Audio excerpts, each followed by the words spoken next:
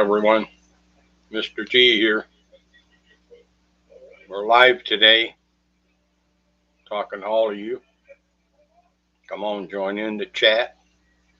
We're going to talk about some aquariums, maybe a couple other things today. I'm wondering if everyone got their tank set up, got it on a stand. You get it on a stand, get your under gravel filter all across the bottom of the inside of your aquarium. You get your lava rock bags on top of your under gravel filter. Get that all set in there in your colored stone, as I told you in the videos there. And you get it filled up with water. You get your air tubing hooked on the small port of the adapter. You got that going. All of my links that I put on there, you can buy all this stuff on Amazon. And it's the stuff I use. It's good. You can't beat it for the price. Yeah, you can get more expensive stuff, but this is good. It'll work a lifetime, these items. So you got your water in. You put your prime in your water. You got your under gravel filter going with the air stone. Okay, did you get your hang on the back filters on there?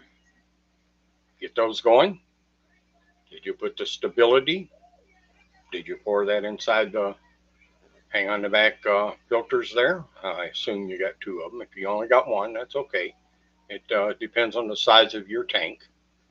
My tank, I got two 50 hang on the back filters on there. I got two of them. And my tank's only 45 gallons. Plus, I got the under gravel filter going for the anoxic filtration. My tank's probably pumping about 10 or 12 times the gallons per hour in that tank. It stays crystal clear like my videos state. I don't work on it. I work very little on my aquarium. Most of the time when I do work on it, I have to trim the plants. Let's see here.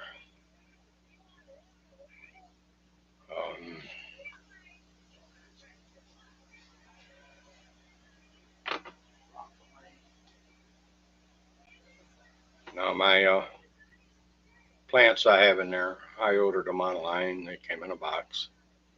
I've had all my plants in there probably about 5 years. They were only about 3-4 inches tall when I put them in. And I used a CO2 injection system that's in the back. I showed it in my one video there, the setup that I got there. The CO2 makes your plants grow quicker. That's what it does. It does make the plants live a little brighter color. But you got to be careful with the CO2.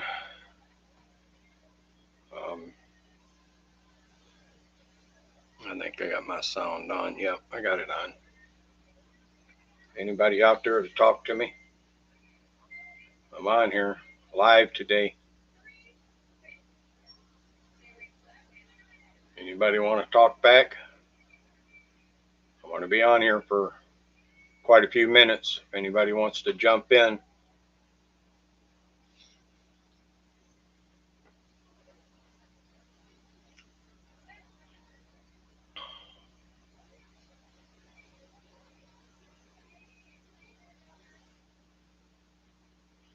Yeah, I think after you got this far and you got your hang on the back filters going, you got the tank full of water, you got it all set up, you got all the under gravel filter, you got everything running. Now naturally you got to have glass tops. You got to put glass tops on your tank to keep the fish from jumping out. Plus it helps in evaporation of the water. Now you can run a tank without glass tops. You can put screening on it, you know, stuff like that. You can bend up some chicken wire and put it on there. The reason why you would want to do that is it doesn't knock down your light brightness. Glass tops do knock down the brightness of your light to some degree. I really don't have that problem because the lights that I'm running, um, they have adjustments on them where you can turn them up and down the brightness on them, which I run them almost full blast all the way up. And they go right through the glass tops. I keep the glass tops clean so the light, so it doesn't deteriorate the lighting at all. And I've got 2 lights on there. Now these lights I run on there, I'm going to put a link um, down in the comments where you can buy these lights. Now these lights will light up a 2-foot by 2-foot square area of a tank. Now naturally it depends on how deep your tank is for the light to have the right looms to the bottom of the tank. Well, my tank's 2 foot deep. Now most tanks are not 2 foot deep. A lot of tanks are only a foot deep, 16 inches deep. So these lights I run on a more shallow of a tank than mine, you're going to adjust your lights down. But now that depends on what kind of plants you're going to have in there, because the plants, the light is what's going to drive the plants and make them thrive. The fish don't really have too much to do with the light. You don't want to get, really, really too bright, but unless you need to for your plants. Some plants, that grow on the top of your gravel, like a grass in the bottom of your aquarium, for looks, you're going to have pretty bright lights for most of those kind of plants. These lights will do that. You can have probably just about any plant with these lights. These are cob LED lights, and they're pretty bright. Most of my plants I have in my tank, they're about a medium to a low light plants. All plants will adapt to a brighter light. Now, a lower, dimmer light, plants are not going to live in it. Certain plants have to have a certain amount of brightness of light and the color temperature of the lights. Now, these cob lights, they cover the whole spectrum of the lighting. They're designed, I'm not going to go into the science on them. I didn't build these lights, I didn't make them. But these lights carry the 6500K light spectrum. And that's pretty much all you're going to need is these lights. And you probably want to get your glass tops, like I was saying there. You want to get glass tops and put them on top of your tank. Now the back of the glass lights, they come with that little plastic enclosure. You got to trim that plastic enclosure to go around your hang on the back filters. You got to trim them so the water will come into the tank. Simple enough process. I'll make a video on that maybe here pretty soon of the easiest way to trim those. There's a trick to everything. Once you get that all set up and get it running, you're going to want to get your lights like I'm talking about. Get your lights on there, depending on the size of your tank. My tank's 3 feet across the front, and it's 18 inches from front to back. These lights work perfect on there. These lights could go on a 55-gallon, which is 4 feet long tank. They work just as good on that tank. Like I said, they'll run about a 2-foot square area each light. So if you put two 2-foot squares together, you got 4 foot by 2 foot. That'd be 4 foot across the front of the tank and 2 foot from the front of the tank to the back of the tank, 2 feet. These lights would light that size of a tank up. I'm not sure how many gallon tank that would be. I would assume it'd probably be like in the 90-gallon area. These 2 lights would work on that tank with no problem. Now, once you get your lights up on there, you're going to make a shield to go around these lights, especially if you have it in your living room where I have mine. I have mine right next to my TV. So I look at my aquarium and I can look at my TV. And I built a shield to go around these lights. Now, I'm going to make a video on that too. The best way to make this, and it looks really nice. The shield even matches in with the stand that my tank sits on, which is like a matte black finish. And it looks really good. I showed it in one of my videos there. The one video I made there, the beautiful, that was a video of all of my plants and gravels, the top of my tank, the lights, the CO2 injection system is in that video, and the hang on the back filters are on there. Is there anybody joining me in today?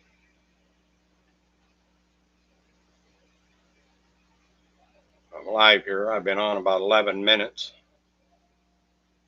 Everyone's welcome to join in on this video. I just got done feeding my fish there. They gobble it up.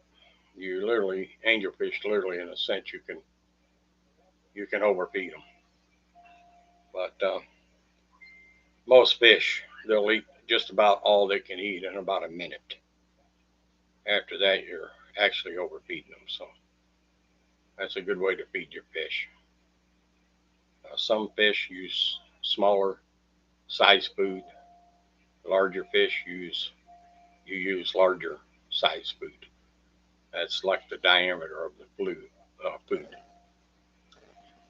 And once you get that set up, you get your shield built, and you buy your fish whatever kind you want.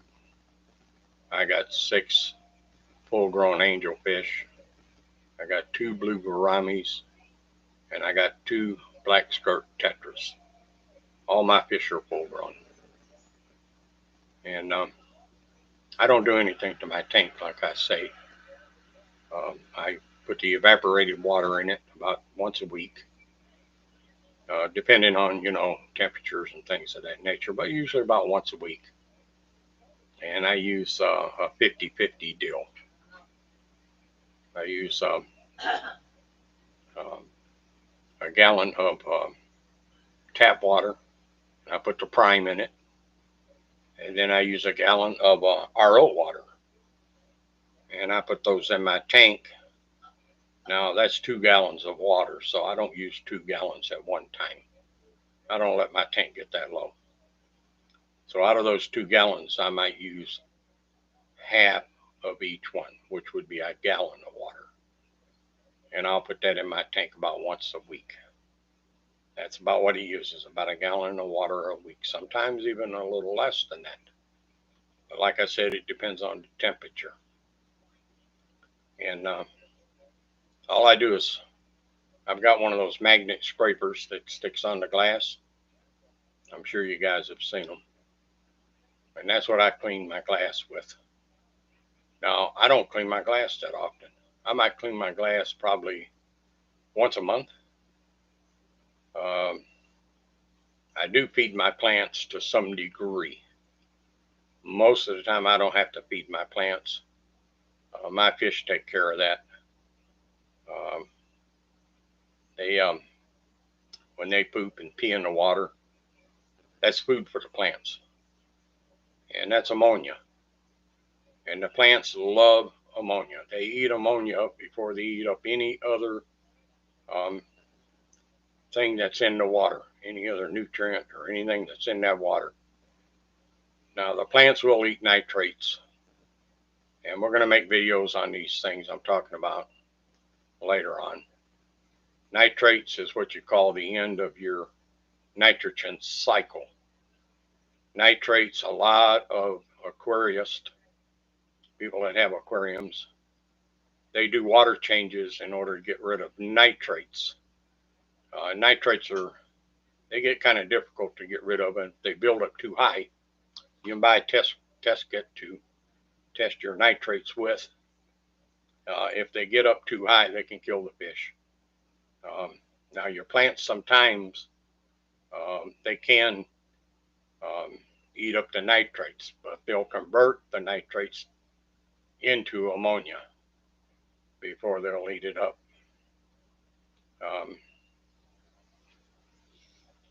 Is there anybody out here joining me today? I'm live on YouTube. For all my friends, family, members, anyone that would like to join in, I'm talking about these aquariums. Now, in a couple of days, I'm going to have some more videos I'm going to put on. Possibly tomorrow I'll put another video on for you guys to watch. All of my videos, they're going to get a little better and a little better. This is my new channel, and you know how that goes. Now, somebody asked a question here, I see. They asked a question if fish sleep. Yeah, they do sleep. They don't sleep hours like we do. They don't sleep like that. Fish at nighttime, when your lights go down and the noise is quiet, fish will go to sleep, but they only sleep for like, maybe seconds at a time, 15 seconds, 20 seconds. Fish are always on beware. So they only sleep seconds at a time. And but they do sleep. Just like any kind of life form. They go to sleep. Plants go to sleep at nighttime when the sun goes down. And when the sun's up, see, plants do what you call photosynthesize. That's where the plant opens up its cells and its leaves and absorbs the sunlight. And that's what makes a plant grow. That's called photosynthesizing. At nighttime, they close their cells up in a sense, and they don't photosynthesize. They actually, to some degree, they go to sleep. Now, this is plants outside in our world. Now, we're not talking about in the ocean. When you talk, this is all freshwater aquarium I'm talking. Somebody asked a question about the salt water here. I used to have some extremely large aquariums that were saltwater. Saltwater is fantastic. Some of the colors in the fish are just outstanding. And if you get into what you call a reef tank, which that's what I had, that's where you get into the animals of the sea. Those are called corals. And they are invertebrates. They're half plant and half invertebrate. That's a whole different subject. I'll make a video on that in the future when I get into the saltwater videos. I've got a lot of experience in that. I'm not going to really get into the scientific things and scatter everybody's minds of making things look like they're complicated.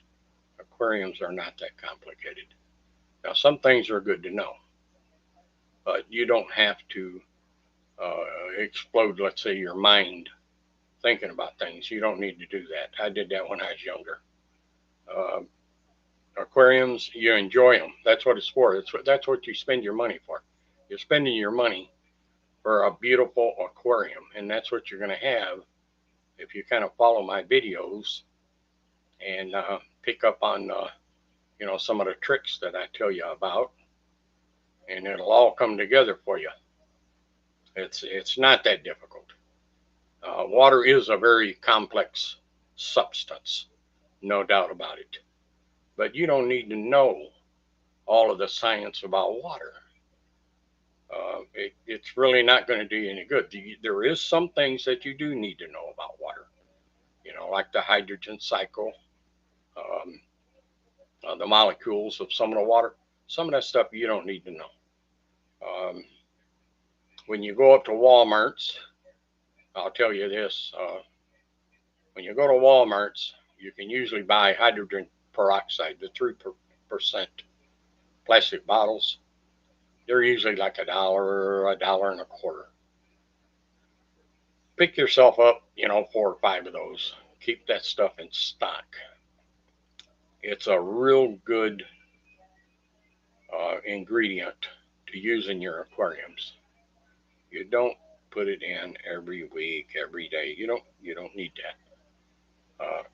Later on in one of my other videos, I'm going to discuss the use of that and why you want to use it. And you do want to use it. It makes things so much simple. It's cheap. You don't have to buy all these expensive medications up at the pet store. Um, you're just not going to need them. Um, okay, I think I'm going to end this video today. I see I got one more question here. Okay, this gentleman here, he's asking about pH of the water. Well, that's going to be another video too, but I'll give him an answer. Not to make this video too much longer. pH of water, first of all, is measured on a German scale. And that German scale is called Kelvin. That's the name of that scale that's used. Now, you buy a test kit. You can order them on Amazon. I'll put a link down in the comments for a decent pH test kit for you to buy. They do make some real expensive ones. You don't really need those. You're not going to have a scientific aquarium here. You don't need all that expensive stuff. Does it work? Yeah, it works. Yeah, it's fantastic. If you want to spend your money and you want to buy the best of the best, I'm going to have videos on that too. But for now, you can buy you a test kit for pH for right around probably $10, $12, $15. If you want to make it easy on yourself, you can buy the little paper tabs that you stick in the water, and it changes colors, and you match it to a chart, and that tells you your pH of your water. Okay, now your pH, you're going to want to, depending on the fish and the plants that you have in there, which I'm going to have another video on that too. But for now, you want to keep your pH at 7.0 on this Kelvin scale. Now, most of your test kits come with a color chart. And the color chart will have on there 7.0 is neutral. And then it'll have 7.2, 7.4, and so forth. And it'll go down. It'll go to 6.8, 6.6. Okay, when you go down from 7.0, now your water's getting what they call acidic. You don't want to let it get too far down into acidic. You want to keep it right around 7.0, 7.2, even 7.4. You can even get a little higher than that even. But a few things depend on that. Especially when you start running a CO2 injection system like I have on mine, you got to really keep an eye on your pH, because the CO2 affects that. It affects the light that shines into the water. There's a lot to that. But keep it at 7.0 for now. Most of you people, you're probably going to buy your fish up at your local pet store or up at PetSmart, one of the larger chain pet stores. Buy your fish. They're reasonably priced there, for the matter of 30, 40 bucks, 50 bucks, you can get quite a few fish to start off with. Later on, you might want to go from a black molly fish to a German bluefish. German bluefish are a beautiful fish. They get pricey. I don't think you're going to find those in any local pet stores anywhere. Those you'll wind up buying online, which is not too bad to do. It's an easy process. A few other things you want to know is you get your pH set at 7.0. Now, if your tap water, take your tap water and pour some in a glass right out of your tap and test the pH and see what your tap water is. If your tap water is right around 7.0, then you don't have to adjust it. Just go right ahead and put it into your tank, and put your prime in. If you get tap water in some areas, of the world, the country, you get tap water that, the pH will be way low or the pH might be way high. Well, you can buy um, chemicals to adjust that pH. Um, you can bring the pH up, like say from a low range of 6.0, you could bring it up to 7.0. And there's certain ways to do that. And then you got to once you adjust the pH, you got to make it stable. There's a chemical for that too. Once you get to be an advanced aquarist, as myself, you can use baking soda, but you got to be careful with that because it's just a plain baking soda. Um, but there is tricks to doing that. But for you new aquarists or even somebody who's been in it for a few years, buy the chemicals. The chemicals are designed, they're very stable. If you can buy the C-Chum products, I'm a strong believer in their products. They make good stuff. But there is other products, and I'll have those in a video too, when it comes to what you call buffering your pH and things of that nature. It takes certain chemicals to do that. Okay, and then one other thing, the guy asked me here a question, since I mentioned the nitrates. Okay, I'll tell you some about the nitrates. The nitrates, you can buy a test kit for nitrates too. Now there again, you can buy expensive, you can buy cheaper ones. For now, all you need is the cheaper test kits. You can buy them on Amazon. And keep an eye on your nitrates. You don't want to let them get, too high up. Most of these test kits will tell you the range that you should keep your nitrates in to where they're safe. You got to learn to get an eye for these colors on these charts to where you can match them up. You get a little test tube with these kits, and when you put the chemicals in it, it changes the water to certain colors, and you match that color to the chart that comes with the test kit. You got to kind of get a little bit of an eye for that, to where you can read it, pretty much accurate. Your nitrates, like I said, you want to keep them actually as pretty much as low as you can keep them down. Some of your tap water, excuse me, some of your tap water comes with nitrates in it right out of the faucet. And you can take care of that too. There's ways to do that. But most of your tap water, in most areas of the U.S., most of your tap water is fairly good. A lot of these water treatment companies that supply your water in your city, a lot of them are getting into running reverse osmosis systems that comes through your faucets. Not all of them yet, but there's a few out there that are doing it now. Yeah, the water bill goes up a little bit naturally, but you can't get much better of water, or let's say safer water, than RO water.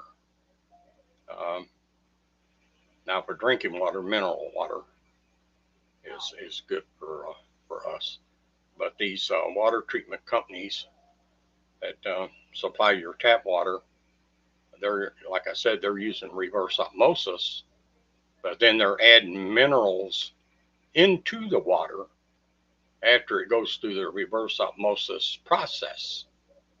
And these minerals actually turn the water into what you call mineral water.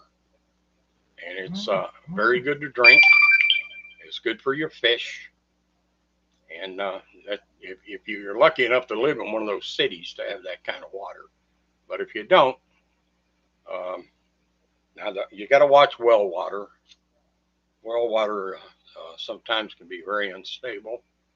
Sometimes it can be real good water. It all depends in the area you're in, in the rock formation, the ground uh, that your well water comes through.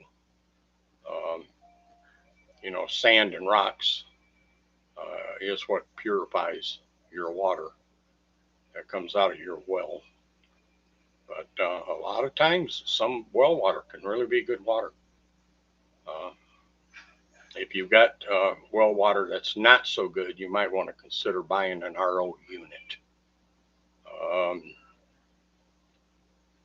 you can get into expensive RO units and you can get into cheaper ones. I think there's some RO units out there right now. I think they're as cheap as about $90, $100, and they'll purify so many gallons of water, and then you got to change the filter cartridges inside the RO unit. You don't throw the RO unit away; you just change the cartridges that's inside of it. Um, but if your water's no good, then that's probably what you're going to want to get into is an RO unit. And but once you get into an RO unit, um, it's just going to make things a whole lot more happier. Your aquarium's going to be a lot more happier too. But RO water, like I said in one of my videos there, RO water is nothing but plain water. There's nothing in it. There's no minerals. There's no salt. There's no chlorine. There's nothing in it. It's plain water. So now, if you use RO water, this is the reason why I use half of my tap water. And I have pretty good tap water here where I'm at. I do put the brine in it. The brine makes the chlorine safe for the fish. Vinegar, for now, anybody out there got any more questions, throw them up here. I'll try to answer them as well as I can for you. Get your tank set up, get the underground filter in it. Get some smiles on your face. You're going to love your aquarium.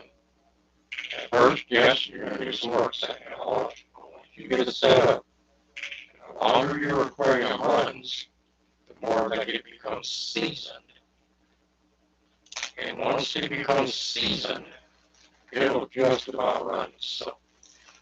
As long as you know a few things to watch for, and I'm going to show you those things in some of my future videos. Okay, for now, I'm going to cut this video off because it's getting quite long. So all my fans out there, my members, everyone out there, have a good night. Be safe. MR.G out.